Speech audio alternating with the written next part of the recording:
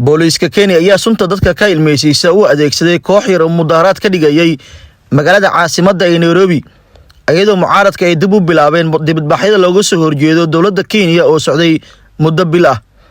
Isbahaysiga weyn mucaaradka ayaa bishii Maars dhigay mudaharaad qaatay 3 maalmood ay kaga soo horjeedeen sare u kaca maciishada iyo wax isdabamarin ay sheegeen in lagu sameeyay doorashadii sanadkii hore dhacday taasoo hogaamiyahooda Raila Odinga loogu guuleystay isla markaana uu ku guuleystay madaxweynaha hadda xilka haya William Ruto.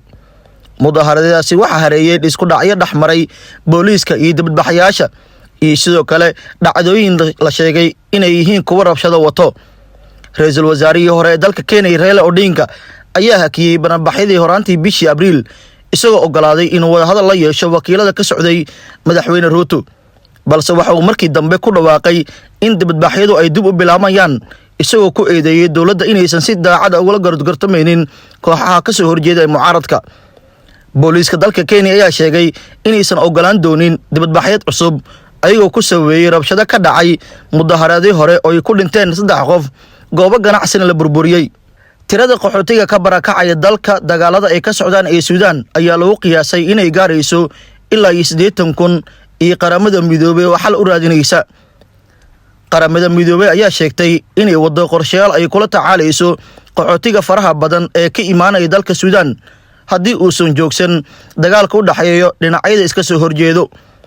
10,000 ayaa mar hore u qaxay dalalka dariska ah hase yeeshee saraakiisha qaramada midoobay ayaa sheegay inay isku diyaarinayaan in tirada qaxootiga ay kor u dhaafi karto ilaa 800,000.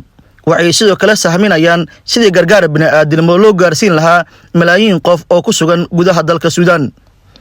Daadgureynta muwaadiniinta ajaanibta ee ku sugan wadankaasi ayaa si xoolo ugu socoto wadanka Suudaan. Dalka ugu dadka badan caalamka ayaa si weyn loo hadalhayaa. Tirada dadka Hindiya ayaa gaartay 1,425 775,850 qof taasoo kor u dhaaftay tirada dadka ku nool dhulweynaha Shiinaha sida ay sheegtay hay'adda qaramada midoobay. Tirakoobka Hindiya oo la qorsheeyay in la qabto sanadkii 2021 ayaa dib loo dhigay mana jirto xog rasmi ah oo ku saabsan tirada dadweynaha Hindiya. Tirakoobkii ugu dambeeyay Shiinaha waxa la sameeyay sanadkii 2020 si loo qiyaaso sawirna laga bixiyo tirada dadka Hindiya iyo Shiinaha. Hay'adda qaramada midoobay waxay ku tiirsan tahay macluumaadka ku saabsan heerarka iyo isbeddelka dhalmada, dhimashada iyo socdaalka ee laga helay diiwaanada, sahanada iyo xogta maamulka. Waxaa cad in Hindiya iyo Shiinaha labaduba ay haystaan in ka badan 1.4 milyan oo qof midkiiba. 10kii sano ee la soo dhaafay waxay tirada la isku daray ee labada dal ka badneed 3 meelood meel ka mid ah dadweynaha ku nool caalamka.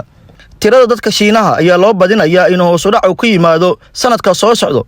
Sanadkii hore 10.6 milyan oo qof ayaa dhashay tan oo wax yar ka yar tirada dhimashada taasoo ay ugu wacan tahay heerarka dhalmada oo si degdeg ah hoos ugu dhacay. Sida laga soo xigtay qaramada midoobay, tirada dadka Shiinaha ayaa sii ahaan doonto mid hoos u dhacda waxayna hoos ugu dhigi kartaa 1 bilyan oo qof ka hor dhamaadka qarniga. Heerka tartanka Hindiya ayaa sidoo kale aad hoos ugu dhacay 10kii sano ee la soo dhaafay taasoo ahayd dhalmo 5.7 ah halkii qof ee dumar ahba. halka maanta ay tahay 2 caruur halkii haweeney.